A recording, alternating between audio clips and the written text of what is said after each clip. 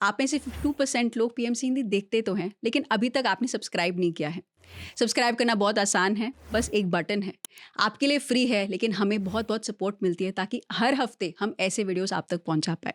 मैं लगभग 12 साल का था और डॉक्टर ने चेक करके मुझे बताया कि इसको एस्मा है। एक बार मैं सुबह उठकर ध्यान कर रहा था, मुझे एक विजन आया, मैंने एक व्यक्ति को अपने सामने देखा। तो मेरे अंदर ये प्रश्न उठा कि ये कौन है? भीतर से उत्तर दिया कि ये तुम हो। 2012 में मुझे जॉब से डिससैटिस्फैक्शन फील होने लगा। फिर मैंने अपनी जॉब में रेजिग्नेशन दिया और वहीं से मेरी यात्रा है कि शुरू हो गई।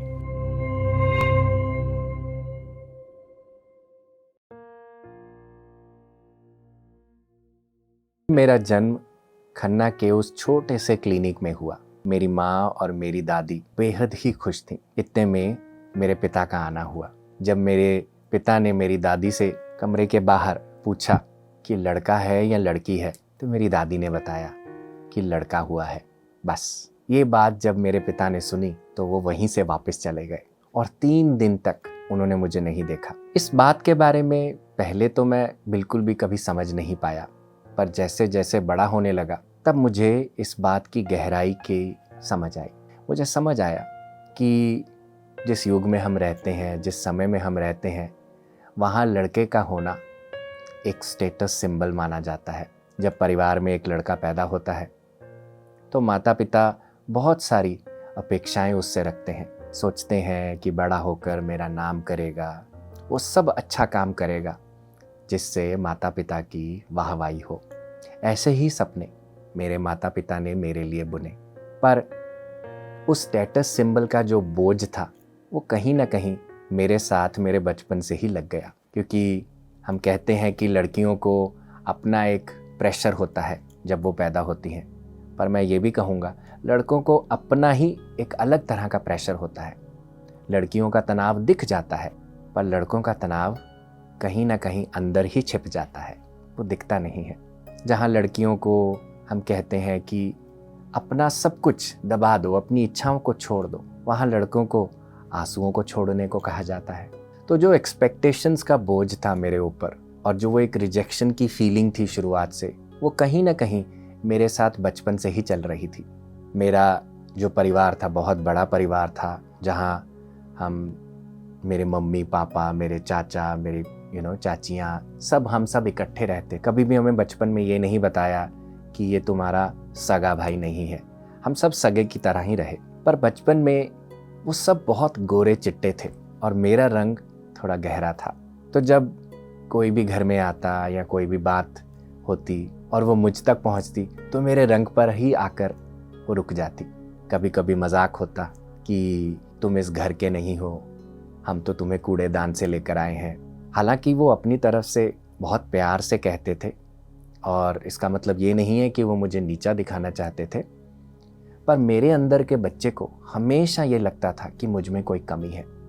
और जो रिजेक्शन का भाव मुझे शुरुआत में पैदा होने पर लगा, वो कहीं ना कहीं इन घटनाओं के कारण और मेरे अपीयरेंस के ऊपर क्वेश्चंस उठने के कारण वो कहीं ना कहीं बढ़ता गया। मेरे भीतर ये घर कर गया कि मुझ में कोई कमी है, और अगर कमी है तो उस कमी को पूरा करने के लिए कुछ एक्स्ट्रा करना होगा, कुछ ज़्यादा करना होगा, क्योंकि प्यार ऐसे मिलने वाला नहीं है। तो मैंने प्यार पाने का एक अलग तरीका ढूंढा। मैं सबको हाँ कहने लगा। मैंने सबको ना कहना बंद कर दिया।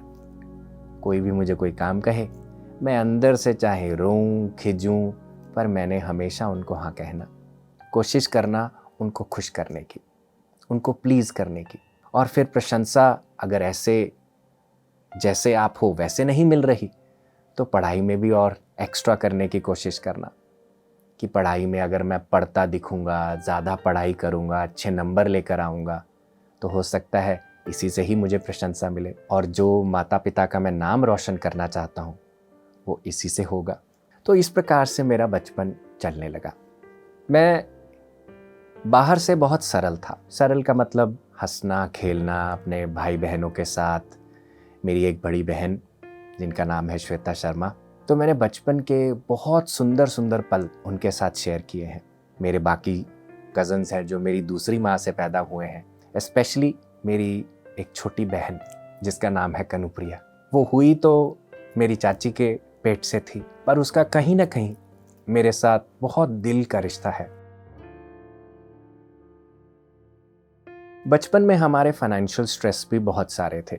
आए दिन पैसों को लेकर घर के अंदर थोड़ी गर्मा गर्मी होती थी। हालांकि खाने पीने पहनने को सब कुछ था, पर एक लैक का भाव ज़रूर रहा।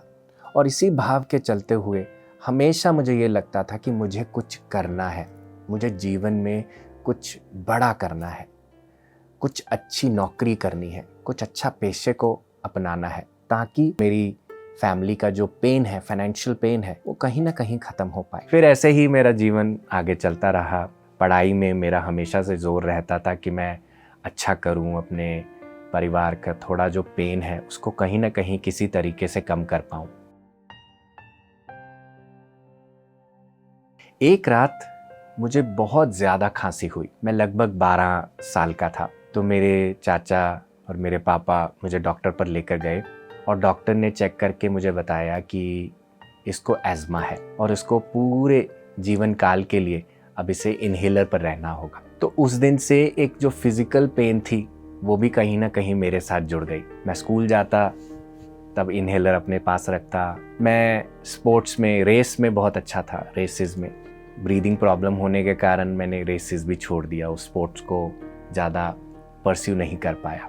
और ऐसे ही मेरा जीवन चलता रहा, क्योंकि जो हमारे इन्हेलर्स होते हैं, पफ्स होते हैं, जब आप उनको लेना शुरू करते हो उनके अंदर स्टीरॉयड होता है और वो स्टीरॉयड कहीं ना कहीं आपकी सांस की जो नली है उसको तो साफ कर बैठता है, पर उसके बहुत सारे हानिकारक जो प्रभाव होते हैं आपके शरीर में छोड़ जाता है। तो जब मैं अपनी युवा अवस्था में पहुंचा, मैं देखने में तो बहुत बढ़िया हो गया था, पर अंदर से मुझे बहुत फ्रेजाइल लगता था, क्योंकि स्टीरॉयड का असर मेरी सेहत पर दिखता था। तो इसी तरह से मेरा जीवन आगे बढ़ने लगा। मैं अपनी युवा अवस्था में पहुंचा, ग्रेजुएशन कंप्लीट करी और बहुत सारा तनाव, स्ट्रेस ऑलरेडी रहता था। एक माइग्रेन का तनाव भी मेरे साथ कहीं ना कहीं बन गया। अब ग्रेजुएशन जब हुई तो सब आसपास अपने फ्रेंड्स बात करते हैं कि हमें आगे क्या परस्यू करना है, क्या करना है। मैं अपने नानके गया हुआ था। वहाँ पे मेरी मामी ने मुझे MBA के बारे में बताया कि तुम्हें MBA करना चाहिए और इसकी 3 फील्ड्स हैं, मार्केटिंग है, फाइनेंस है और ह्यूमन रिसोर्सेज है। तो जब उन्होंने कहा कि तुम्हें MBA करना चाहिए और ये अच्छी फील्ड है, तो फिर वहाँ से मैंने MBA की प्रिपरेशन शुरू करी और एग्ज़ाम में बैठा। तो मुझे एक बॉम्बे के बहुत बढ़िया स्कूल से, बिज़नेस स्कूल से कॉल आई कि मेरा एग्ज़ाम क्लियर हो गया है, अब आपको ग्रुप डिस्कशन के लिए आना है।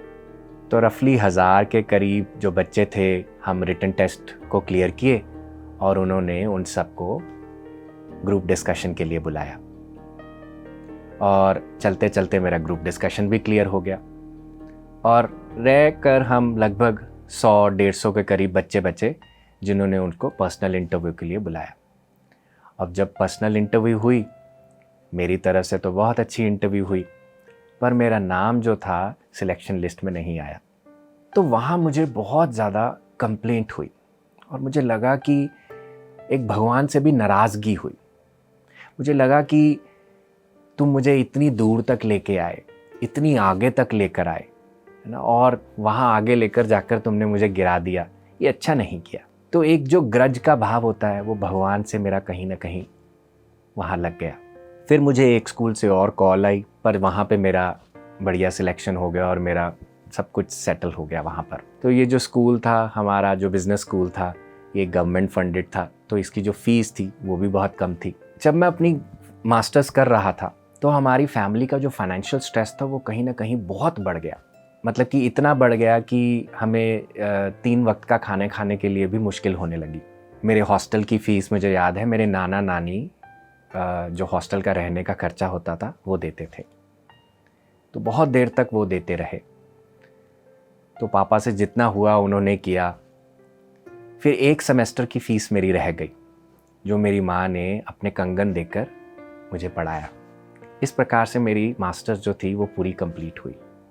अब इस सब के चलते हुए मेरे अंदर वो बहुत ज़्यादा बढ़ गया था कि मुझे अपना बेस्ट देना ही देना है, मुझे तो अच्छा करना है। और मुझे लगता है इस चीज़ ने मुझे सपोर्ट भी किया, क्योंकि मैं एकेडमिक्स में बहुत बढ़िया रहा। अपनी मास्टर्स में मैंने गोल्ड मेडल हासिल किया, एक मेरिट हासिल किया, और इसमें मुझे प्लेसमेंट के लिए भी हेल्प मिला। पर वो जो एक क्वेश्चन का भाव था ना, जो एक ग्रज का भाव था भगवान से कि मुझे उस वाले स्कूल में नहीं भेजा जिसमें मैं जाना चाहता था, उसका मुझे आंसर कहीं ना कहीं जब मैं इस स्कूल में था, जो जिस स्कूल में मैं प्रेजेंट गवर्नमेंट फंडेड स्कूल में पढ़ रहा था, उस समय मिला। मुझे पता चला कि अगर मेरा एडमिशन वहाँ हो जाता तो मेरी पढ़ाई कभी भी पूरी नहीं होती। क्यों? क्योंकि वहाँ की फ़ीस ही एक सेमेस्टर की 3-3, 4-4 लाख थी। तो अगर इतना बड़ा फंड होता तो कैसे मेरे पेरेंट्स उस चीज़ के लिए किस प्रकार से वो करते, उनको कहीं ना कहीं हाथ फैलाने पड़ते। तो फिर ना जो मेरा एक कंप्लेंट था भगवान को लेकर, वो कहीं ना कहीं डिसॉल्व हुआ, और मुझे समझ आया कि शायद मैं इतना दूर का नहीं देख पाया जो भगवान देख सकता है, जो वो परम शक्ति देख सकती है। और मुझे समझ आया कि जो हमारे जीवन में होता है वो बहुत अच्छे के लिए होता है। और जैसी जॉब उस बेस्ट स्कूल से निकलकर लोगों की लगती है, मैं कहूँगा वैसी ही जॉब मैंने अपने लिए मैनिफेस्ट करी। तो जब मैं अपनी MBA कर रहा था तो फिर एक समय आता है जब आपको अपना कोर सब्जेक्ट चुनना होता है ना। कोर सब्जेक्ट मतलब कि आप किस में अपनी स्पेशलाइजेशन करना चाहते हो। फर्स्ट सेमेस्टर हुआ, सेकंड सेमेस्टर हुआ, बहुत बढ़िया गया मेरा। सेकंड सेमेस्टर के बाद हम एक इंटर्नशिप के लिए जाते हैं। तो मैंने 2-3 कंपनीज़ में अपने बिजनेस स्कूल के थ्रू ही अप्लाई किया। पहला मेरा रिजेक्शन हो गया। दूसरा, जिस जगह पर मैं गया तो मैंने वहाँ पर जाकर कहा कि मुझे मार्केटिंग में जाना है। मार्केटिंग में क्यों जाना है? क्योंकि लोग सब कहते हैं कि मार्केटिंग बहुत बढ़िया है, और हमें कहा जाता है कि लड़कों के लिए मार्केटिंग बेस्ट है। हालांकि मेरा अंदर मार्केटिंग के प्रति इतना रुझान नहीं था, और ना चाहते हुए भी मुझे ह्यूमन रिसोर्सेज में डाल दिया गया। और मेरा अंदर से मन क्या था कि मुझे ह्यूमन रिसोर्स में ही जाना है, मुझे लोगों को समझने का प्रयास करना है, मुझे लोगों को जानना है और उनके लिए कुछ अच्छा करना है और अपने लिए अच्छा करना है। तो इस प्रकार से मुझे ह्यूमन रिसोर्स में एक इंटर्नशिप मिली जो मेरी बहुत अच्छी गई। और जो वो कंपनी के जो हेड थे, उन्होंने मेरा प्रोजेक्ट देखा और उन्होंने मेरे को 1 साल पहले ही प्री प्लेसमेंट, जिसे हम प्री प्लेसमेंट ऑफ़र कहते हैं, वो दे दिया। उन्होंने कहा कि तुम अपनी MBA कंप्लीट करो और कंप्लीट करने के बाद तुम हमें ज्वाइन करना। वो चीज़ को सुन के मुझे ऐसा लगा कि जो दुनिया भर का जो बोझ मैंने उठाया हुआ था, वो जो 20-22 साल का, वो कहीं ना कहीं डिसॉल्व हो गया। मुझे लगा कि अब मेरी जो लाइफ की जो टेंशन्स हैं वो सब ख़त्म हो जाएंगी। अब मेरी मम्मी को, मेरे पापा को जो चाहिए वो सब हम अच्छे से कर सकते हैं। तो मेरा 3rd-4th सेमेस्टर ख़त्म हुआ, फिर मैंने गुड़गांव में उस कंपनी को ज्वाइन किया। कंपनी में शुरुआत में जब मेरी जॉब चली, मैंने as a human resource professional वहाँ पे जब ज्वाइन किया, तो धीरे धीरे करके विदिन 5 इयर्स मैं बहुत अच्छे केडर में पहुँच गया, एक सीनियर लेवल केडर में पहुँच गया, और मेरी सैलरी भी 300-400% बढ़ गई, और बहुत बढ़िया सब मतलब कि सेट हो गया। ऐसा लगने लगा कि बस ये अब ड्रीम है, अब इस तरह से ही मुझे अपने ड्रीम को अच्छे से जीना है। पर जब हम ये सोचने लगते हैं तो लाइफ डेफिनेटली आपको कहीं ना कहीं एक दूसरा टर्न दे देती है, और ऐसा ही टर्न मेरे अंदर चला। बाहर तो सब बहुत बढ़िया था, पर अंदर मेरे एक लैक आने लगा, क्योंकि अब सब बाहर की व्यवस्था अच्छी हो गई थी, तो मुझे बोरियत आने लगी। उस बोरियत में मुझे अपने अंदर एक क्वेश्चन उठने लगा कि क्या यही मेरा जीवन है कि मैं सुबह 9 बजे आऊँ, शाम को 7-8 बजे यहाँ से काम करके चले जाऊँ और बस ऐसे ही अपना जीवन चलाऊँ। तो जो एक सेल्फ लर्निंग था, जो सेल्फ ग्रोथ मुझे वहाँ दिख नहीं रही थी।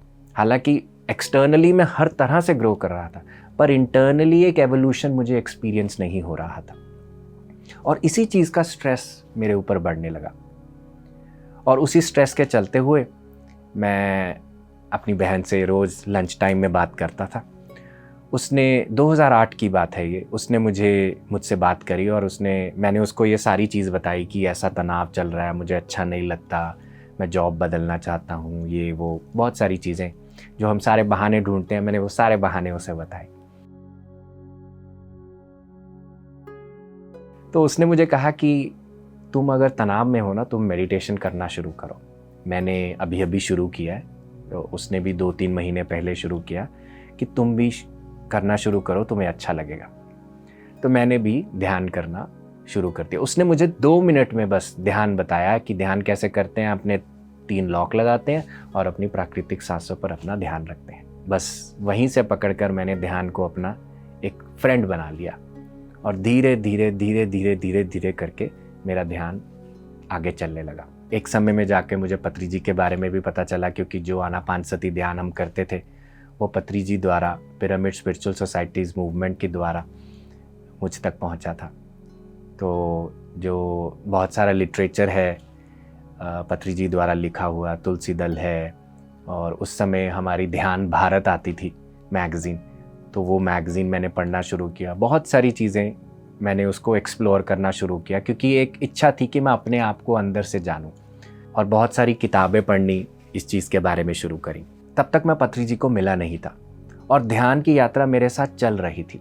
2010 में दिल्ली में हमारा एक सफ्दरजंग एन्क्लेव में पिरामिड सेंटर का इनॉग्रेशन था।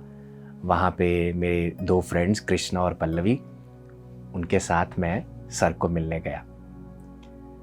तो सर से जब मैं मिला तो सर का जो एक ऑरा है वो बड़ा ही जिसे कहते हैं ना कि एक स्ट्रेट इमेज वाला है, आपको आपकी आंखों में देखने वाला, वो मुझे महसूस हुआ। तो सर बेड पर लेटे हुए थे और कोई उनके हाथ दबा रहा था। मैं सर के पास बैठा, सर ने मेरे साथ बहुत देर तक बातें करी और शब्द मेरे पास ज़्यादा होते नहीं थे, तो मैं सर की प्रेजेंस में रहकर ही बहुत, हमेशा हर बार ही ऐसे रहा है कि मैं सर की प्रेजेंस में रहकर ही बहुत कुछ सीखा है। शब्दों से ज़्यादा उनके साइलेंस से मैंने सीखा है, और मुझे समझ आया कि कैसे एक व्यक्ति जो है एक्स्ट्रा ऑर्डिनरी है पर रह रहा एक ऑर्डिनरी लाइफ है, किस तरह से एक साधारण व्यक्ति असाधारण काम कर सकता है। ये सर को देखकर मुझे समझ आने लगा। तो ऐसे मेरी सर से मुलाकात हुई। तो सर को लगभग मैं जून या जुलाई 2010 में कुछ ऐसे मिला मैं, और मार्च 2010 में मेरा शुभांगी से मिलना हुआ। मुझे अभी भी याद है वो दिन। मैं ऑफिस से घर आया और हमारे घर में एक लेटर आया हुआ था, तो मेरी मम्मी ने वो लेटर मेरे सामने रखा और उसके अंदर शुभांगी की तस्वीर थी। तो जब मैंने शुभांगी की तस्वीर को देखा तो मुझे एक जिसे कहते हैं कि जुड़ाव, एक रेजोनेंस फील हुआ, और थोड़ा मेरी आंखें भी उस समय ना जिसे कहते हैं कि आश्चर्यचकित हो गई, क्योंकि तो जब मैंने शुभांगी की तस्वीर देखी मैं हैरान हो गया कि जो मैं बचपन में जो सोचता था, एज अ टीन सोचता था, वो बिल्कुल वैसी की वैसी ही वो फोटो थी। तो इससे मेरी एक्साइटमेंट बढ़ गई। नहीं तो इससे पहले मुझे क्या था कि मुझे शादी नहीं करनी, पर जब शुभांगी की फ़ोटो आई तो मेरा हृदय परिवर्तन होने लगा और मैंने डिसाइड किया कि मैं शुभांगी को मिलने जाऊंगा। तो फिर एक डेट डिसाइड हुई जब मैं और शुभांगी मिले, हम अपनी अपनी फैमिलीज़ के साथ आए। तो ये सब के चलते हुए मेरे माता पिता ने मुझे बता दिया कि अब हम रोका करेंगे, हमें रोका करना है। हमने उस लड़की को देखा है, हमें बहुत बढ़िया लगी है। और बस फिर सारे जो क्वेश्चन मेरे को मैरिज को लेकर, मैरिज के बाद को लेकर थे, वो सब कहीं ना कहीं ड्रॉप हो गए। तो मैंने उसको first gift spiritual reality video दिया कि तुम भी मेडिटेशन करना सीखो। पहले तो उसे कहीं ना कहीं लगा कि ये क्या हो रहा है, ये मुझे मेडिटेशन की वीडियो एज अ गिफ्ट क्यों दे रहे हैं। पर जब उस वीडियो को देखने के बाद उसको उसके प्रश्नों का उत्तर मिला तो फिर हमारी थोड़ी चिट चैट शुरू हुई स्पिरिचुअलिटी को लेकर, क्योंकि वो भी बचपन से ही ध्यान करती थी। उसको उसके दादाजी ने ध्यान में कहीं ना कहीं इनिशिएट किया हुआ था, तो वो लगभग 4-5 वर्ष की आयु से ही ध्यान कर रही थी। तो जब उसे भी पता चला कि मैं भी स्पिरिचुअल बेंड है मेरा, उसका भी है, हमारी बातें उसी स्पिरिचुअलिटी को लेकर होने लगी। ऐसा हो गया कि अगर हम कैफ़े में बैठे हैं, बात कर रहे हैं, कॉफ़ी पी रहे हैं, तो हम एस्ट्रल ट्रैवल की बात कर रहे हैं, हम थर्ड आई की बात कर रहे हैं, अपने मेडिटेशन एक्सपीरियंसेस की बात कर रहे हैं। तो इस तरह से हम इंजॉय करते थे। और 9 महीने में हमने खूब सारा एक दूसरे को जाना, पहचाना, और वो अरेंज कब लव बन गया हमें खुद भी पता नहीं चला, क्योंकि शादी से पहले हम बहुत अच्छे से एक दूसरे को जान गए थे कि पसंद नापसंद, मतलब कि पूरा अच्छे से एक दूसरे के साथ हम सेट बैठ गए थे। तो जनवरी 2011 में हम पति पत्नी के बंधन में बंध गए। मैं हमेशा कहता रहा हूँ कि शुभांगी के मिलने से पहले मैं एक एरोप्लेन की तरह चलता था, पर जैसे ही शुभांगी आई मेरी जो आध्यात्मिक गति थी वो एक रॉकेट की तरह हो गई। प्रोग्रेशन बहुत तेज़ होने लगा, क्योंकि जब शुभांगी मार्च में मुझे मिली, उसके बाद पत्री जी से मेरा मिलना हुआ, फिर जब हमारी शादी हुई उसके 2 महीने के बाद ही मुझे डॉक्टर न्यूटन और डॉक्टर लक्ष्मी से मिलना हुआ, और उनके साथ हमारी जो यात्रा पास्ट लाइफ रिग्रेशन की है, इनर चाइल्ड वर्क की है, और बहुत सारी हीलिंग मोडालिटीज़ को हमने सीखा। बहुत सारी अपने अंदर जो ऐसी अनकॉन्शियस चीज़ें दबी हुई थी, जो फियरफुल थी, जो इनसिक्योरिटी पैदा करती थी, उन सबको हील किया। इस तरह से मेरी जो यात्रा शुभांगी के साथ फिर चलनी शुरू हुई। फिर 2012 में एक ऐसा समय आया जब मुझे जॉब से डिससैटिस्फैक्शन फील होने लगा, क्योंकि मैंने पहले भी जैसे कहा कि एक एम्प्टी स्पेस ऑलरेडी बिल्डअप हो रही थी, 2008 से ही बिल्डअप हो रही थी। 2012 में वो पीक तक पहुंच गई, क्योंकि मुझे लगने लगा कि अब मैं ये काम इस तरह से नहीं करना चाहता, क्योंकि ये काम ऐसा है कि बाहर से कुछ और, अंदर से कुछ और जो रियल ट्रांसफॉर्मेशन मैं जो लोगों के प्रति लाना चाहता हूँ, करना चाहता हूँ, एक्सपीरियंस करना खुद भी चाहता हूँ, वो कहीं हो नहीं रही है। तो वो जो टेंशन जो थी वो मेरे अंदर बिल्डअप होने लगी कि मुझे इस चीज़ को नहीं कंटिन्यू करना। अब कंटिन्यू अगर नहीं करोगे तो क्या करोगे, है ना? कैसे अपना जो घर का काम है, अपना कैसे खर्चा पानी चलाओगे, आपका ब्रेड एंड बटर कैसे चलेगा? तो ये भी इनसिक्योरिटी मुझे बहुत प्रॉब्लम देती थी। तो मन मार के मैं किसी समय तक जॉब करता रहा। हालांकि बाहर सब कुछ बहुत बढ़िया, मैं अप्रिसिएशन भी लेता रहा, प्रमोशंस भी अपग्रेड होता रहा, पर अंदर वही खालीपन मेरे लगा रहा। और उस समय तक मेरे पिता अपना बिजनेस से रिटायर हो चुके थे, मेरी मम्मी हैं, फिर हम दोनों हैं, तो कैसे सबका निर्वाह चलेगा? तो फिर मैंने एक संकल्प लिया कि मैं 3 घंटे मेडिटेशन करूँगा, और मेडिटेशन करने के बाद फिर ऑफिस जाया करूँगा। ये संकल्प को मैंने चलाना शुरू किया कि मेरे अंदर का जो भय है वो ख़त्म होना शुरू हो, जो मेरी इनसिक्योरिटी है वो कहीं ना कहीं डिसॉल्व हो। ये जो 3 घंटे का जो मैं ध्यान करता था, इसने मेरे जीवन में बहुत सारी लेयर्स को अनफोल्ड किया, मतलब कि मेरे खुद के बारे में ही बहुत सारी लेयर्स को अनफोल्ड किया। एक बार मैं सुबह उठकर ध्यान कर रहा था, और ध्यान के अंदर मुझे एक विज़न आया। मैंने एक व्यक्ति को अपने सामने देखा, उसकी एक छवि मेरे सामने आई। तो मेरे अंदर ये प्रश्न उठा कि ये कौन है?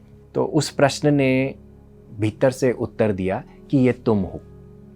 मैंने भी फिर से पूछा इसका नाम क्या है, और प्रश्न का फिर से वापस से उत्तर आया, और उसने कहा चरण दास। और वो विज़न कहीं ना कहीं चलती रही, मतलब कि पहले वो चेहरा दिख रहा था, फिर धीरे धीरे वो विज़न बड़ी होने लगी, जूम आउट होती गई, और मैंने 2 लोगों को वहाँ खड़े हुए देखा। वो थे रामकृष्ण परमहंस और स्वामी विवेकानंद। तो जब ये विज़न मुझे दिखी तो कहीं ना कहीं मैं अंदर हिल गया कि ये थोड़ा सा, मतलब कि मैं बाहर उस ट्रांस से कहीं ना कहीं बाहर आने लगा। मैंने मेडिटेशन को कंप्लीट किया, और कंप्लीट करने के बाद मैंने गूगल खोला। जैसे ही मैंने गूगल खोला और मैंने चरणदास करके नाम की सर्च मारनी शुरू करी, तो मुझे हूबहू वही शक्ल गूगल में मिली, और उस व्यक्ति का नाम था दुर्गा चरणदास। तो मुझे पता चला कि दुर्गा चरणदास रामकृष्ण परमहंस के एक डिसाइपल थे, और उनके साथ उनका जिसे कहते हैं कि बड़ा हार्ट टू हार्ट कनेक्शन था। तो मेरे अंदर कहीं ना कहीं इस चीज़ को लेके ना, क्योंकि मैं लॉजिक से तो बहुत ज़्यादा सोचता था उस समय, और थोड़ा सा शंका भी आने लगी कि ऐसे कैसे हो सकता है, इस तरह से नहीं हो सकता कि ये मेरी पास्ट लाइफ, दुर्गा चरणदास की पास्ट लाइफ नहीं हो सकती। तो जैसे जैसे मैं उनके बारे में पढ़ता गया तो मुझे पता चला उनका नाम नाग महाशय भी था, नाग महाशय। और ये वाला जो नाम था मुझे काफ़ी बार अपने काफ़ी मेडिटेशन एक्सपीरियंसेस में गूंजता रहा। तो जब ये नाम भी बार बार उस चीज़ के साथ कहीं ना कहीं कनेक्ट होने लगा, तो मेरी जो उस चीज़ को लेके जो डाउट था वो ड्रॉप होने लगा। तो मैंने उनकी लाइफ के बारे में जब मुझे और अंडरस्टैंडिंग आई, तो वो एक होम्योपैथी डॉक्टर थे। उन्होंने अपना होम्योपैथी ड्रॉप किया था क्योंकि वो स्पिरिचुअल एवोल्यूशन में, स्पिरिचुअल जर्नी में आगे जाना चाहते थे। और कहीं ना कहीं इमीडिएटली मेरे अंदर से आया कि उस लाइफ टाइम में अगर मैं फिज़िकल डॉक्टर था, इस लाइफ टाइम में मुझे सोल डॉक्टर बनना है। इस लाइफ टाइम में मुझे वो डॉक्टर बनना है जिसकी वास्तविकता में मुझे ज़रूरत है और संसार को ज़रूरत है। तो जो वो प्रश्न चल रहा था कि मैं जॉब कैसे छोड़ूंगा, वो कहीं ना कहीं यहाँ पे आके उसका उत्तर मिलने लगा। और मेरे अंदर जो स्थिरता थी वो बैठने लगी, वो आने लगी कि हाँ, मैं कर सकता हूँ, इससे हो सकता है। अच्छा, कुछ समय के बाद फिर मेरा कलकत्ता भी जाना हुआ, और कलकत्ता में जो रामकृष्ण परमहंस है, काली मंदिर है, मेरा वहाँ जाना हुआ। तो उनका एक कमरा है जहाँ पर रामकृष्ण परमहंस, वो बेड लगा हुआ है, वहाँ पर वो बैठते थे। तो वहाँ पे आप जा सकते हो, थोड़ी देर बैठकर मेडिटेट कर सकते हो। मैं उस कमरे में गया, मैं और शुभांगी दोनों थे, और हमारी एक फ्रेंड भी थी। तो मैं उस कमरे में जाकर मेडिटेट करने लगा। तो ये जो पास्ट लाइफ थी मेरे अंदर कहीं ना कहीं फिर से चलने लगी, और मैंने फिर से एक प्रश्न किया कि अगर वो मेरी वास्तविकता में पास्ट लाइफ है तो आप मुझे संकेत दीजिए। तो मैं मेडिटेशन करके उठा, और शुभांगी बिल्कुल मेरे सामने बैठी हुई थी, और जैसे हमारी आंखें खुली तो उसने कहा कि ऊपर देखो। तो मैंने ऊपर देखा तो दुर्गा चरण दास की फ़ोटो बिल्कुल मेरे ऊपर लगी हुई थी। तो कहीं ना कहीं जो वो सारी चीज़ें कहीं ना कहीं लिंक होती गई, और वो जो एक स्ट्रेंथ थी कि मेरे को इस लाइफ टाइम में क्या करना है। क्योंकि उस लाइफ टाइम में जब मेरे मास्टर रामकृष्ण परमहंस चले गए, तो उस समय के बाद मैं ज़्यादा कुछ कर नहीं पाया, क्योंकि कहीं ना कहीं मुझे लगा कि मेरी जो ऊर्जा है या मेरा जो होना है वो मेरे मास्टर के कारण ही है। मेरा गुरु नहीं होगा तो मैं कुछ नहीं होगा। पर इस लाइफ टाइम में मेरा लेसन है कि मुझे अपना मास्टर खुद बनना है ना। गुरु तो है, गुरु का आशीर्वाद हमेशा था, है और रहेगा, पर चलना मुझे खुद ही है।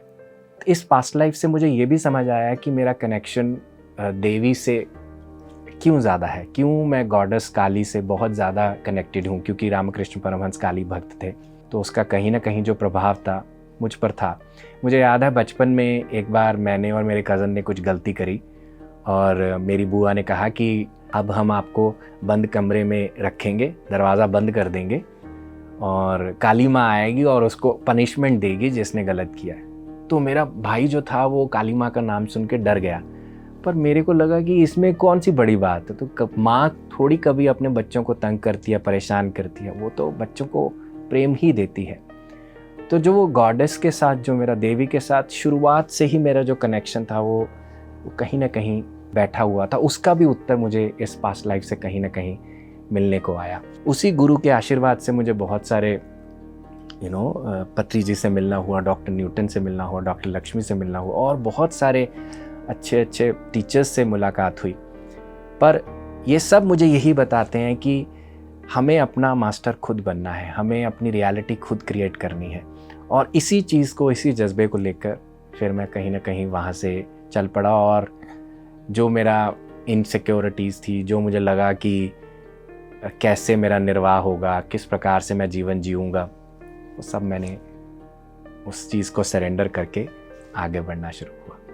तो जब मेरा विश्वास खुद पर बैठने लगा और मेरा पर्पस मुझे क्लियर होने लगा कि मैं इस जीवन में क्यों आया हूँ, मैं इस जीवन में अपनी मास्टरशिप को जीने के लिए आया हूँ, और जीते जीते जितना मैं दूसरों को देना चाहूँ या दे पाऊँ अपने सामर्थ्य से, एक स्पेस ऑफ ह्यूमिलिटी से, नम्रता से, उसको मैं खुले दिल से दूँ। इस विश्वास के साथ फिर मैंने अपनी जॉब में रेजिग्नेशन दिया 2012 में, और वहीं से मेरी जो एक यात्रा है आध्यात्मिक एवोल्यूशन की, as a therapist, as a spiritual therapist, as a meditation teacher, वहाँ से मेरी शुरू हो गई।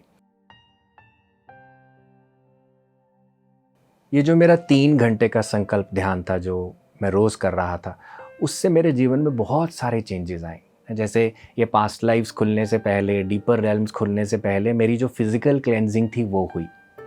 अब फिज़िकल क्लेंजिंग में क्या था कि जो मेरा एस्थमा बहुत देर से मेरे साथ चल रहा था वो कहीं ना कहीं डिज़ोल्व होने लगा, और इसके अंदर मेडिटेशन का बहुत बड़ा हाथ था और प्लस जो थेरेपी वर्क था, जो खुद को समझने का जो काम था, वो बहुत ज़्यादा इसके अंदर हेल्प किया। मैंने अपने आप को कहीं ना कहीं एक इमोशनल एस्पेक्ट में समझा, एनर्जी एस्पेक्ट में समझा, और मुझे ये समझ आया कि जैसे हम कहते हैं ना कि हर जो बीमारी है वो एक टीचर की तरह है, वो आपको एक कुछ ना कुछ आपके बारे में सिखाने आई है। तो ये प्रश्न मुझे भी था कि मेरा एज़मा मुझे क्या सिखाना चाहता है, मेरे बारे में क्या कहना चाहता है।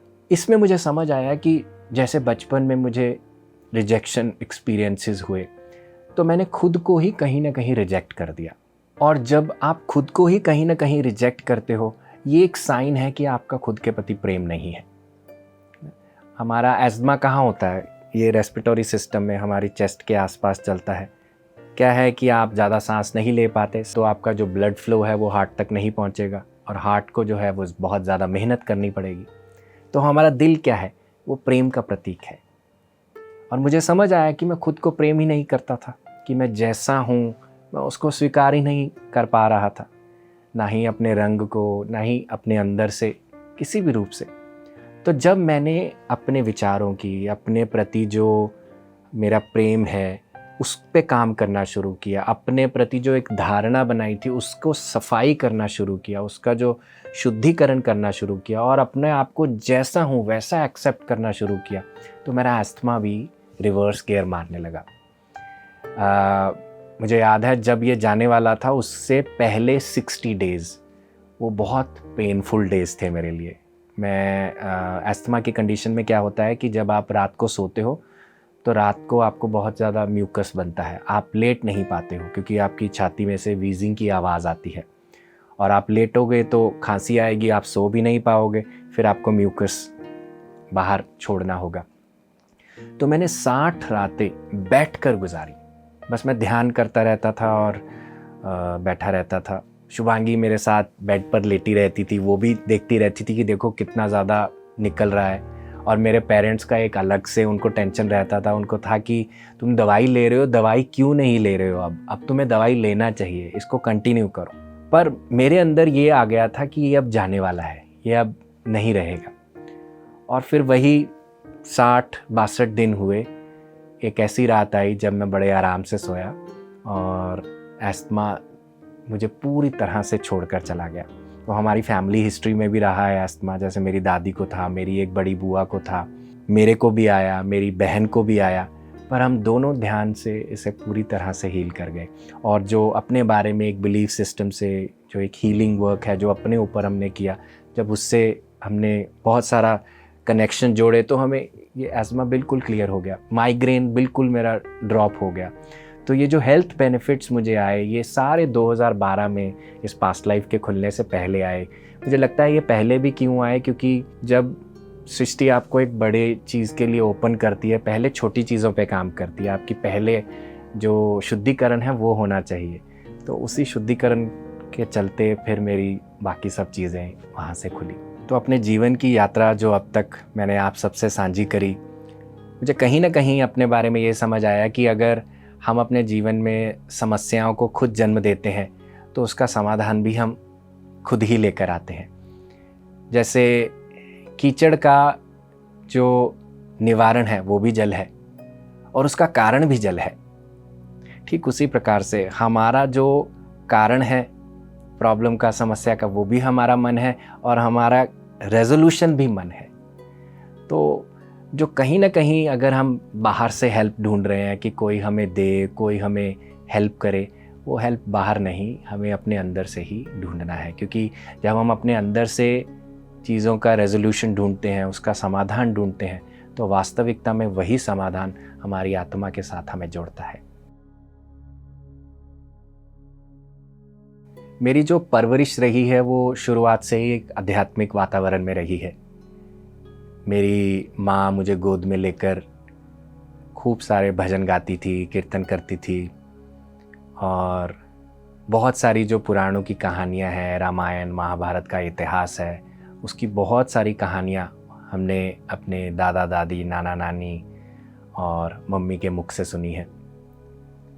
तो जो अध्यात्म के साथ जो रिश्ता था वो शुरुआत से ही हमारा बड़ा गहरा था।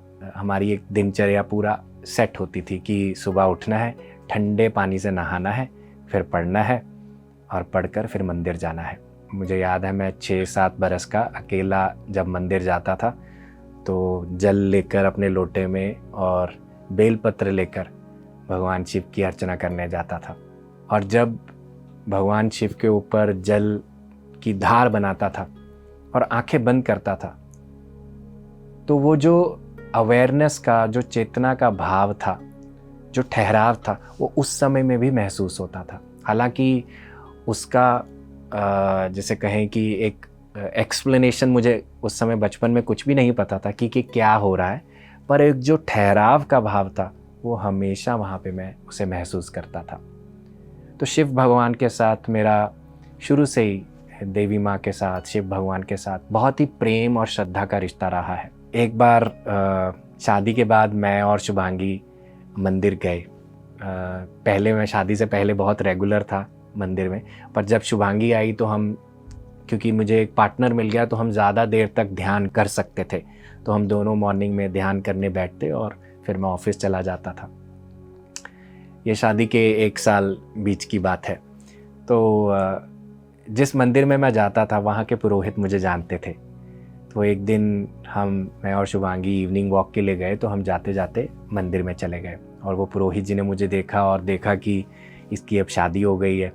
तो पंडित जी ने मुझे प्रसाद देते हुए मेरे कान में कहा कि तुम शादी के बाद बदल गए हो।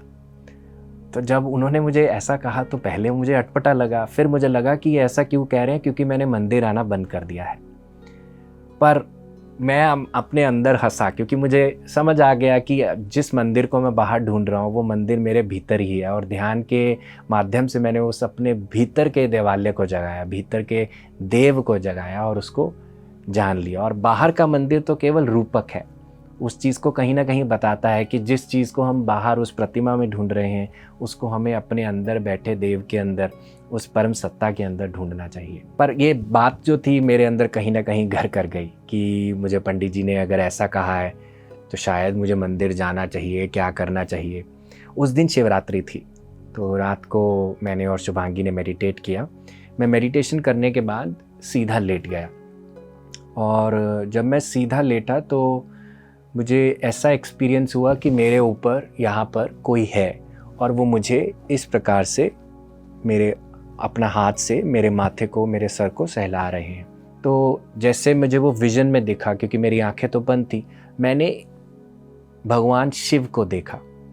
और भगवान शिव वैसे नहीं जिस प्रकार से हम उनको पिक्चर्स में देखते हैं, क्योंकि भगवान शिव को ज़्यादातर हम पिक्चर्स में देखते हैं तो उनका नीला रंग दिखाया जाता है। वो बहुत साफ, मतलब कि उनका जो चेहरा था बहुत साफ था, और मैंने देखा कि वो कहीं ना कहीं मेरा सिर जो है सहरा रहे हैं। और मैंने ध्यान से उठा, मैंने शुभांगी को बताया, मैं कहा देखो, जब हमारे अंदर कोई शंका चलती है किसी चीज़ को लेकर, ज़रूरी नहीं है आपको भगवान के पास जाना पड़े, भगवान भी आपके पास आते हैं और आपकी श्रद्धा जिस चीज़ में है उसी में ही पक्की कर देते हैं। और पर मुझे ये हमेशा रहा कि भगवान शिव अगर वो थे तो वो सफ़ेद क्यों थे। फिर एक दिन मेरे दिमाग में भगवान शिव की जो पंक्तियां हैं वो चमकी, जिसे हम कहते हैं कर्पूर गौरम करुणावतारम संसार सारम भुजगेंद्र हारम। कर्पूर क्या होता है? कपूर, कपूर यानी कि जिसका वर्ण सफ़ेद है। तो भगवान शिव भी मुझे सफ़ेद रूप में मिलने आए।